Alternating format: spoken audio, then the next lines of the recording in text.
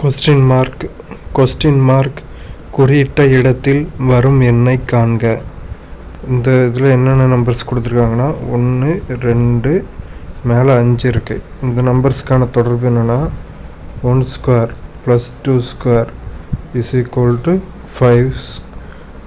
1 square plus 2 square is equal to 5. அதாவது 1 ஸ்கொயர்னால் 1, 2 square 2 × 2 4 equal to 5.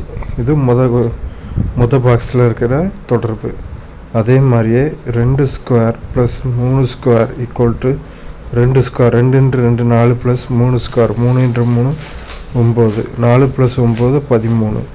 இது ரெண்டாவது பாக்ஸில் உள்ள தொடர்பு. ஸோ 13 அங்கே இருக்குது.